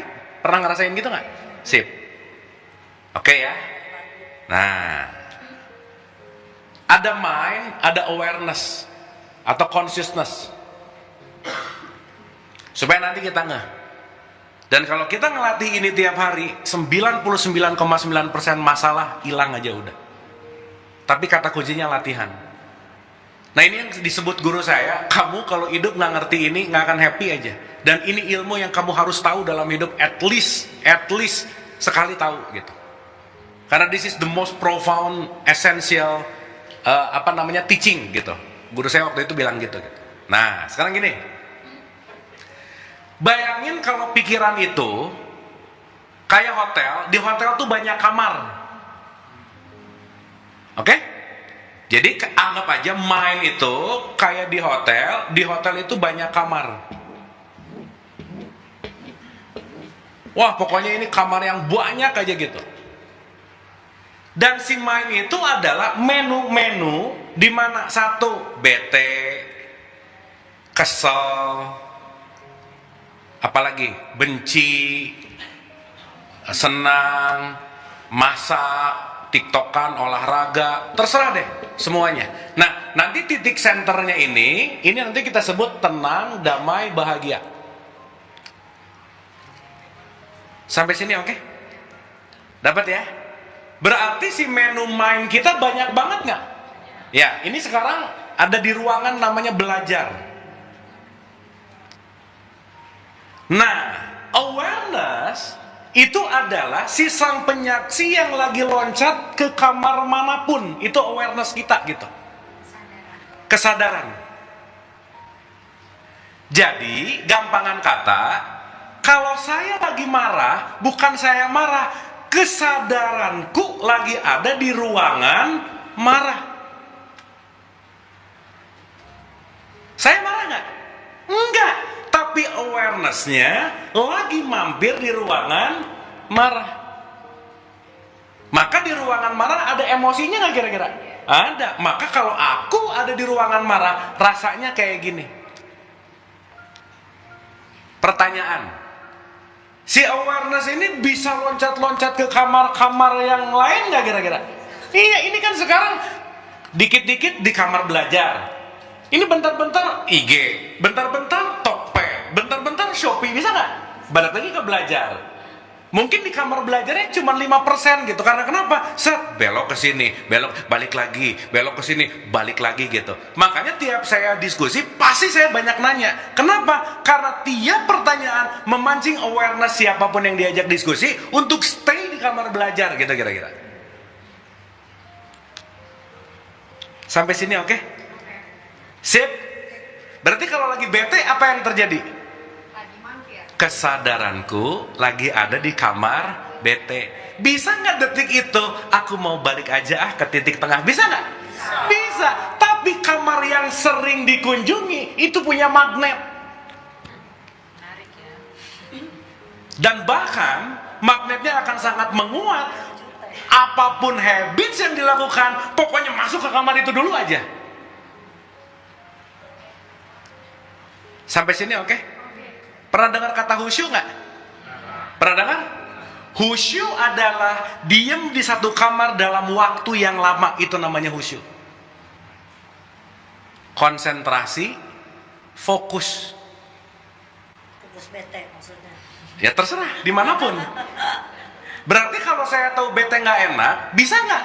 Udah ngapain ada di kamar bete? Mending maafin. Bisa begitu nggak? Bisa, Bang. Tapi berpindah dari kamar yang magnetnya kenceng kepada kamar yang jarang dikunjungi, itu kalau nggak dilatih nggak bisa. Akan stay di sana. Ya. Jadi kebanyakan orang tuh kamar pelitnya terang banget, kamar BT-nya terang banget. Itu kamar dermawan biasanya gelap-gelap gitu kira-kira. Kamar memaafkannya jarang dikunjungi gitu. Nah, karena kamar yang sering dikunjungi itu pasti terang benderang gitu. Nah, nanti mulai besok lah nggak apa-apa. Coba cek kamar apa yang sering dikunjungi. Cek, karena cuman kita yang tahu. Ya ampun, ternyata kamar yang sering dikunjungi julid ya misalnya. Nah, begitu nanti ada keinginan si awareness ke kamar julid, nah awareness mau ke julid nih. Dari tahu nggak enak kalau julid, balik lagi ke tengah, balik lagi ke tengah, balik. Jadi dalam keseharian itu gitu-gitu nggak kira-kira? Nah, orang yang awarenessnya loncat cepat di antara kamar, pasti dia tidak fokus. Dan penelitian terbaru mengatakan, maaf banget ya, di manusia modern sekarang, manusia kalah fokus sama ikan koki. Manusia rata-rata fokus cuma bisa 8 detik. Begitu fokus, entah dia pengen gini, entah pengen gini, entah pengen gini, entah pengen apa, udah aja 8 detik kekuatan fokus sekarang manusia modern. So that's why fokusnya semakin minim, value of life-nya pasti semakin gak oke. untuk keluar misalnya pindah dari kamar ke kamar itu bagaimana gitu loh caranya? Contoh ya, karena kan misalnya ada orang yang anxiety, pasti untuk dia anxiety itu akan selalu muncul, kemudian dia mencoba balik, tapi yang ada balik lagi ke sana. Gitu. Ya. Latihan apa yang mesti dia lakukan? Latihan untuk satu, menerima realitas tadi, letting go tadi, dan balik. Kalaupun itu udah jadi penyakit, perlu obat pasti. Perlu ke psikiater. Gitu inti. Nah, kalau dalam misalnya dalam aktivitas konteks agama, misalnya sholat atau yang lain, apa yang bisa membantu? Ketika kita sholat, kan kita lagi ngelepasin semua kamar. Kita lagi stay di sini nih. Pause, gitu. Inilah kamar sholat adalah kamar netral, kamar khusyuk yang disebut tenang, damai, bahagia. Makanya sholat itu salah satu obatnya gitu. Sip. Sekarang pertanyaannya, kalau terlatih, kapanpun kita bisa ke tengah nggak? Bisa. Contoh lah, nggak usah jauh-jauh. Contoh nih ya. Saat mungkin pasti pernah ngerasain kalau udah mulai belajar. Dulu tuh tingkat marah 80% voltasenya gitu misalnya. Tapi sekarang kayaknya udah 50 deh. Kenapa? Karena saya tahu kalau di kamar ini lama nggak nyaman, mendingan saya udah selesai letting go, maafin gitu kira-kira. Kalau udah kesadarannya ke situ, sholat nggak jadi beban ya, malah dicari ya. Lah kan emang sholat bukan beban sebenarnya. Ini kan konteks yang kadang-kadang kan kita nyuruh anak sholatnya susah. Iya. Iya. Jadi kalau misalnya belum sampai kesadaran ke sana, dia nggak nyari sholat. Sip. Tapi kalau udah sampai di situ, sholat dia cari. Gitu. Ya, makanya sholat nomor 2. Lah nomor 1-nya kan syahadat. Ngerti dulu gitu. Nomor 1 kamu bersaksi, baru kamu mengingat apa yang disaksikan. Makanya sholat nomor 2, betul nggak? Nah. Kan sholat itu, nantilah, sholat itu masih rada panjang sih. Tapi sholat itu bukan urusan gini-gini gitu loh, Bu, Pak. Ini tuh namanya ritual sholat. Sholat itu artinya connected. Connected kemana? Connected to your conscience, connected to your soul. Connected to your spirit gitu. Terhubung kepada kesadaran gitu. Jadi melakukannya bukan karena paksaan, tapi melakukannya karena kesadaran gitu. Sampai sini oke? Sampai sini oke? Berarti pertanyaan saya, kita mudah banget terdistraksi untuk awareness-nya pindah ke kamar yang lain nggak? Banget. Karena mental muscle-nya, awareness muscle-nya nggak kokoh. Contoh paling gampang untuk menggambarkan mind and awareness ketika kita nonton bioskop. Oh, udah kita dimainin awareness-nya tuh. Begitu duduk, set mulai gelap, jeng-jeng thriller, set langsung ke kamar tegang, ke kamar sedih, ke kamar deg-degan, ke kamar ketawa-ketawa, ke kamar, gitu nggak kira-kira waktu nonton? Iya. Tapi kalau waktu nonton nggak usah sok-sok consciousness ya, jadi nggak rame. Aku mau consciousness itu nggak usah, biasa aja ya. Nah, kalau gitu kan nggak, ya jangan juga gitu. Dapat ya? Sehingga nanti kita akan ngerti begitu kejadian apapun, saya punya kontrol untuk mengontrol consciousness saya. I will take back the power. Saya yang ngontrol ya, bukan kamu yang ngontrol saya gitu. Meskipun saya nyebelin apapun, kalau saya yang ngontrol, sebentar sih, balik lagi. Contoh, Dalai Lama pernah ditanya, Master masih marah nggak katanya? Bagus penanya. Terus dia senyum, kan manusia. Ya marah lah. Oh gitu, tapi marah saya beda sekarang. Kalau dulu saya marah 5 menit, sekarang saya marah 1 menit. Kalau dulu saya di kamar marahnya lagi marah 5 menit, sekarang cuma 1 menit balik lagi. Kesini balik lagi gitu. Sip ya? Ya. Ya. Ya. Bisa mengabaikan? Bisa. Tapi nggak 100%, Pak. Yang namanya manusia itu selalu ada selalu. Tapi kita tahu saat ada di sini, saya tahu harus balik gitu. Gitu loh. Makanya keluar dari kamar tengah ke gini. Ketika kita anggap aja ke kamar yang jelek, untuk kembali ke tengah, perjalanan dari kamar jelek kembali ke titik tengah, itu namanya sabar. Pernah dengar nggak? Sabar ya, maksudnya balik ke tengah, gitu. Sabar. Nah, sabar tuh sekarang udah jadi toxic positivity sih. Jadi sebaiknya kalau ada orang yang lagi bete, jangan diomongin sabar, dia pasti ngebalas, kamu kan nggak ngerasain gitu. Jadi marah. Karena udah jadi receh gitu kata-kata sabar gitu. Makanya orang yang sabar adalah orang yang dia sadar lagi ada di kamar tertentu dan dia punya willingness, dia pakai willpower-nya, dia pakai tekadnya untuk I will be back to the center gitu. Makanya di Al-Baqarah 1:47, jadilah umat pertengahan, centering. Jangan berjanji saat bahagia banget, jangan mengumpat saat bete. Ambillah keputusan di center. Karena kalau ngambil keputusan di sini not good, di sini not good gitu. Keep on center gitu. Sip ya? Tadi menarik sih pertanyaannya Pak Denny. Ya. Pindah-pindah. Ya. Soalnya tadi waktu mulai dijelasin itu sambil mungkin kami suka diam karena self reflection. Ya. Jadi kalau tadi waktu dijelasin saya juga langsung reflecting ya. Oh kalau saya bete, kalau sekarang nih memang saya mulai belajar gitu ya untuk mengenali identifying symptoms atau gejala-gejala kalau misalnya saya lagi marah. Ya. So, no reason kadang gitu ya. Tapi kan kita bisa tahu bahwa oh ini mulai deg-degan, mulai pusing tuh tanda-tanda ada stres atau marah. Misalnya saya marah gitu. Dan bener tadi self awareness itu penting, memang mesti aware to our body, our soul gitu kan. Jadi begitu tahu oh ini saya lagi bete, kalau ada self awareness itu kita akan langsung effort ini is this something that I can control or not. Yes. Kalau ini bisa saya kontrol, oke, I will deal with it. Tapi kalau enggak, then I'll move to another thing. So, kalau lagi kerja gitu ya, Ya. lagi nyebelin. Ya. Saya akan sebentar ya, catch ya, dapat nih. Pertanyaannya, begitu bete kita tahu ilmu ini, saya lagi di kamar bete, the best way adalah balikin dulu ke tengah, baru ini harus diapain gitu. Oh. Ya. Aware dulu. Aware dulu. Karena begitu di kamar bete mikir, kita lagi di circumstances yang frekuensinya rendah gitu. Nggak bisa ambil decision bagus ya. Decisionnya pasti nggak bagus gitu. Tapi at least begitu bete, waduh lagi mampir kamar bete nih. Iya. Udah nggak mau lama-lama, letting go, terima dulu, santai. Nanti tekniknya banyak.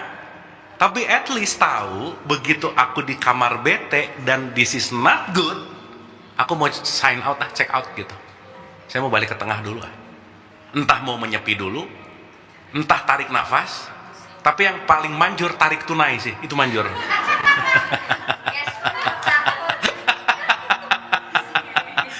Dapat ya? Cuman hari ini yang paling penting satu aja. Saat kita lagi marah, ingat aku tidak marah. Kesadaranku lagi ada di kamar marah. Waktu lagi kesel, aku nggak kesel. Kesadaranku lagi ada di kamar kesel. Nah nanti kita semua menganalisa nih, kira-kira kamar-kamar apa aja yang paling terang benderang gitu. Udah pasti kamar yang terang benderang kaitannya sama luka, udah pasti kaitannya sama trauma, udah pasti kaitannya sama soul dan seterusnya, nanti panjang ke situ. Nah ini awal dari kalau tadi ngomongin healing. Begitu aku tahu lukaku, aku bisa tahu apa yang perlu aku sembuhkan. Dan yang lebih bahaya adalah kalau aku tidak menyembuhkan lukaku, aku bisa melukai orang yang bahkan tidak melukaiku gitu. Itu panjang ceritanya gitu. Oke? Ya, sekarang kita praktek dulu sebentar. Coba duduknya rada-rada tegak sedikit. Kita buktikan dulu tentang kebenaran mind and awareness gitu. Ya. Santai, relax, matanya boleh ditutup. Santai aja, matanya boleh ditutup. Ini begitu tutup mata aja, si awareness tuh biasanya loncat. Ya pikiran tuh ya. Ingat ya, kita tuh bukan banyak pikiran, tapi awareness yang loncat ke kamar-kamar pikiran. Nah sekarang gini, coba belajar untuk fokus lagi duduk di sini saat ini, duduk di sini saat ini. Begitu awarenessnya loncat ke TikTok kah, ke IG kah, ke kerja, coba tarik lagi ke aku lagi di rumah ini, duduk di sini.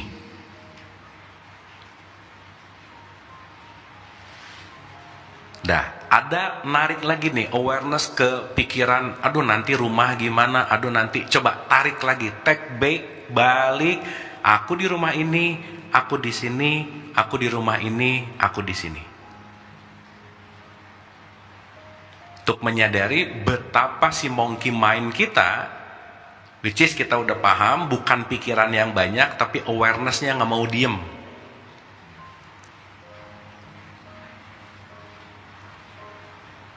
Oke, kita mau membuktikan dulu satu. Teman-teman, ibu dan bapak, coba tarik satu memori, tempat terakhir liburan yang sangat mengesankan. Silahkan awarenessnya arahkan ke tempat liburan terakhir yang sangat mengesankan. Nah, masukin kamarnya tuh, kamar liburan itu. Ingat-ingat liburannya sama siapa, kemana, apakah itu ke pantai atau ke gunung, sama siapa, ngelihat apa, kulinernya apa, makanannya gimana, suasananya gimana. Coba masuk benar-benar ke ruangan liburan terakhir yang paling mengesankan, atau liburan yang paling mengesankan. Rasain lagi.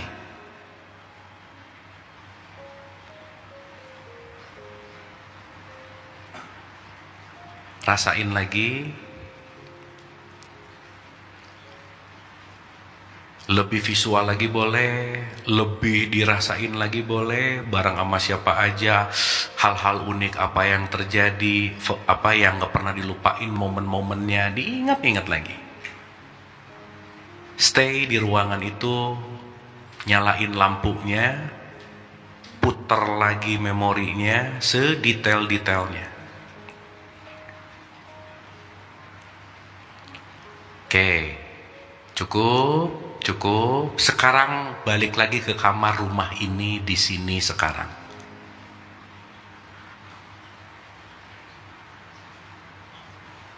Dah, lepasin tuh liburannya, balik lagi sekarang ke sini sekarang. Di rumah ini kita lagi belajar, duduk di sini, coba rasain duduk, sadar dengar, sadar nafas, sadar aja di sini sekarang saat ini.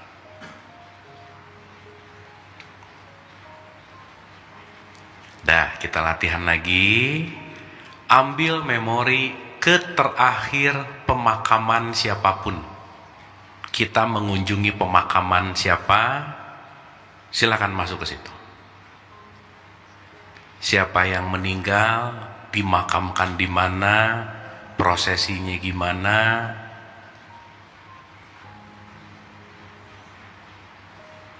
Barang sama siapa perginya, ketemu siapa aja tuh di pemakaman.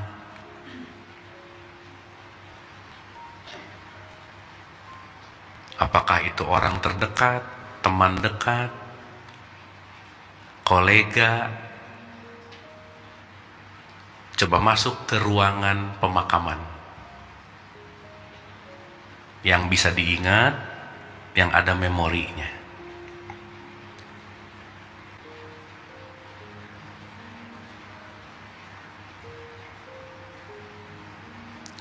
Oke, cukup, nggak usah terlalu lama. Balik lagi ke rumah ini. Lepasin kamar pemakaman, lepasin.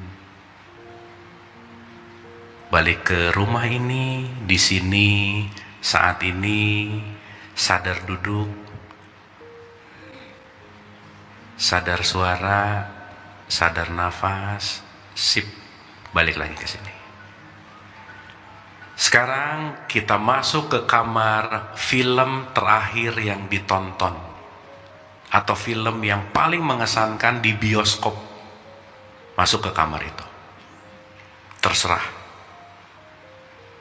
buka kamarnya, nyalain lampunya, ingat-ingat filmnya apa, aktornya siapa, aktrisnya siapa, nontonnya sama siapa, adegannya apa, rasain lagi adegan yang menegangkannya gimana, filmnya kerennya gimana. Coba masuk ke kamar film yang favorit gitu, silakan.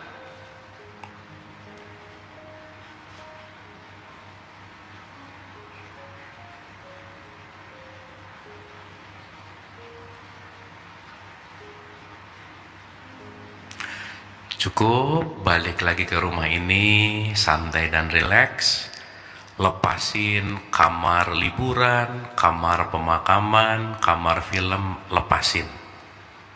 Dah, tinggalin utuh di sini saat ini, hadir sepenuh-penuhnya.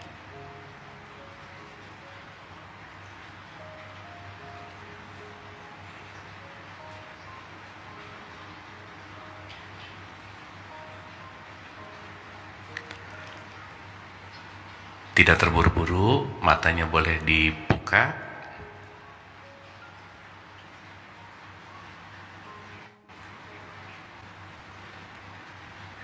Oke. Masing-masing perjalanan kamar ada emosi yang beda, Pak. Kesini bisa happy, kesini bisa sedih, kesini bisa excited, bisa gimana. Begitu nggak kira-kira? Itulah yang terjadi setiap detik dalam hidup kita. Nah, kalau sekarang kita lebih awareness kita ada di ruangan mana, kita bisa mengontrol kita lagi pengen di kamar manapun, gitu kira-kira. Oke? Nah, ada satu latihan, teman-teman ibu dan bapak. Ini kita punya 1 bulan untuk dilatih ya. Nanti kan mau masuk ke sesi berikutnya. Cara melatih kita supaya fokusnya naik, belajar mendengarkan 100%. Dengerin 100% tanpa mau bukan mau mereply, tapi beneran belajar denger 100% aja. Jadi kita lagi belajar undivided attention, 100% dengerin orang ini ngomong, 100% dengerin aja udah.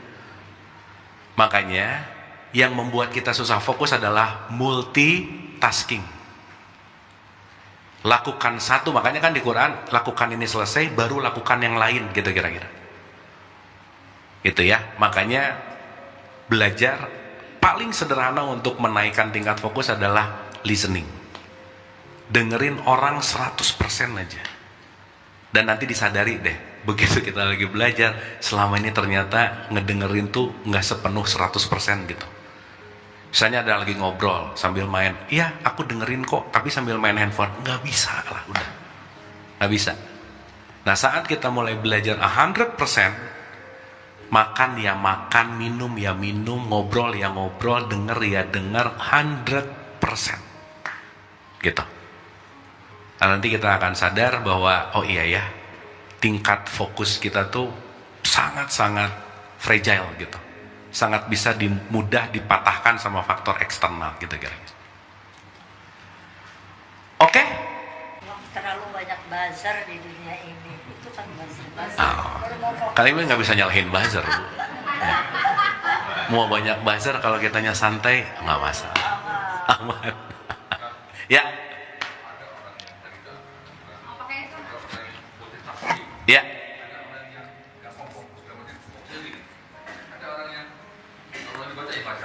Iya. Iya. Iya. Tapi ada orang yang sambil ngobrol bisa sambil dengar yang lain, sambil tahu apa yang ada di sekitarnya gitu. Iya. Nah, itu tadi kan kita mau belajar fokus nih. Ya, itu supaya... mungkin dia udah terlatih, Pak. Oh gitu. Iya. Tapi at least nggak apa-apa. Gini, apa-apa atau nggak apa-apa kan tergantung kapabilitas kita gitu. Even sekarang kalau saya nyuruh Bapak yang tadi tuh, Bapak mikir 2 hal sekaligus kan nggak bisa ya? Nggak bisa. Karena otak kita nggak didesain untuk itu gitu. So that's why begitu kita gini, jangan mengartikan oh kalau gitu nggak boleh multitasking satu. Begini. Kalau kita punya 4 pekerjaan, jangan sampai waktu ngerjain A mikirin B gitu. Waktu ngerjain B mikirin C. Waktu ngerjain C mikirin D gitu. A beresin cukup, ke B cukup. ke C. Meskipun di sini mungkin 10%, 10%, 10%, tapi 10% dia 100% hadir gitu. Contoh. Bisa loh bangun tidur, mandi, lagi mandi pikirannya udah di kantor. Ya udah, kalau udah sering nggak usah dilanjutin kalau gitu ya.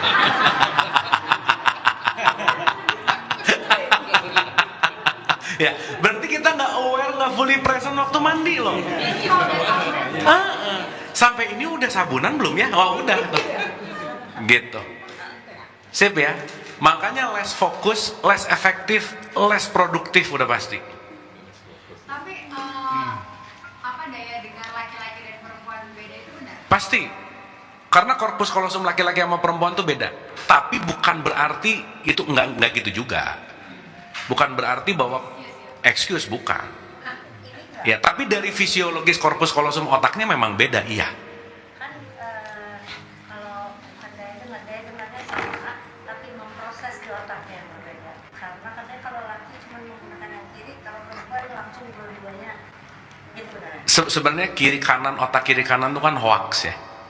Ya, bukan. Sebenarnya dalam konteks kalau kita ngomong itu lebih kepada dayanya aja sih. Lebih ke situ gitu. Itu sih. Ya intinya dilatih gitu. Sip ya, terlepas nanti beda. Nanti kita bahas lah ya perbedaannya di mana. Ya, mau tanya lagi Kang. Ya. Balik lagi tadi yang Kang sharing mengenai kamar-kamar di hotel ini untuk pikiran itu, menurut saya sih bagus sekali gitu ya. Karena kan ini memudahkan kita. Oke, saya ingatnya kalau mulai sekarang tuh hotel aja. Oh, sekarang lagi kamar ini, balik lagi. Sip. Nah, cuma pertanyaannya gini Kang. Kalau lagi stres itu susah banget itu Sang untuk balik lagi gitu. Soalnya kayak nggak percaya balik lagi itu akan menyelesaikan masalah. Yang ada ke situ lagi gitu loh. Iya. Itu apalagi ya latihannya kalau kayak gitu ya? Latihan nggak ada lagi. Nggak ada lagi. Karena tadi yang diceritain, at least ketika kita berani gitu ya, begitu stres, justru sesaat kita tidak mengapa-ngapa, everything going fine gitu. Artinya apa? Kalau kita lagi ada di satu obstacle muter di situ dan kita nggak akan bisa ngelihat the whole picture kalau kita tidak melakukan helicopter view gitu. So that's why kita perlu step back for a while gitu. Nah, step back for a while itu bukan berarti tidak menyelesaikan masalah, tapi stop sebentar untuk mengobservasi lebih dalam gitu. Nah, cuman si habits itu, kamu udah tahu lagi gini malah diem misalnya, oh dia akan narik tuh. Nah, makanya yang tadi saya cerita bahwa old habits kita itu our true enemy gitu sebetulnya. Itu sih poinnya. Dan itu kalau sekali lagi, hidup ini urusannya keterampilan, titik. Saat tidak terlatih, tidak terampil gitu kira-kira. Itu sih poinnya Mas. Jadi memang perlu dilatih. Gitu ya, kira-kira ya. Ada yang mau nanya nggak? Tapi ini oke teman-teman? Mau nanya? Get something nggak? Dapat ya? Sip. Kang, boleh Ya. nggak kalau saya bicara gini ya, misalnya ketika kita tadi di kamar-kamar itu kita lagi low energy. Pada saat kita lagi low energy, kita ngambil decision pastinya berantakan. Nah, bisa nggak kalau kita bilang saat kita mengambil keputusan itu kan harus di energi yang ada ekstraknya, baru kita bisa ngambil decision yang positif. Nah, gimana kita bisa dapat si energi ekstra ini? Itulah saatnya kita balik ke tengah. Begitu nggak sih? Yes. Translationnya begitu ya? Saat di tengah tuh kita lagi fully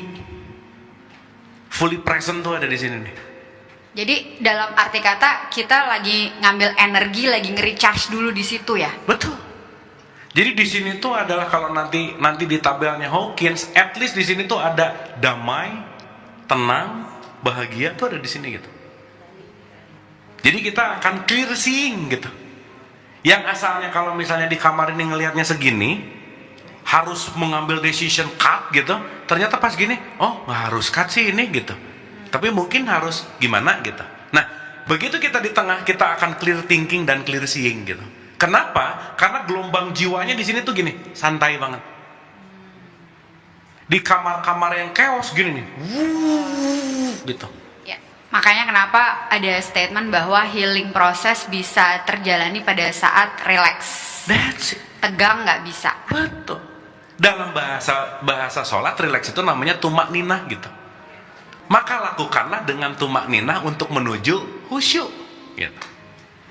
Itu sih poinnya. Oke. Ada yang mau nanya lagi? Mau nambahin? Sip ya, aman? Udah oke ya? Nah, kalau knowledge-nya udah oke, tinggal dilatih. Awas nih pulang dari sini jangan, oh udah oke. Belum, ya, belum. Nah justru pulang dari sini begitu ada sesuatu yang nggak enak, bahan latihan nih, latihan lagi dan latihan lagi. Gitu. Sip ya? Kalau bahasa yang sering saya gunakan, jangan menyimpan remote control bahagia kita di orang lain, nah gitu aja. Ambil aja. Jangan aku tuh happy kalau kamu udah nggak akan bisa aja. Karena kenapa? My life is my making. Titik, udah nggak ada lagi. Jadi yuk take back dari semua apapun konteks, stay center dan semuanya adalah latihan. Gitu. Ya. Kalau kita membayangkan bahwa hidup ini kan sebuah adegan. Ya. Kita ada utamanya.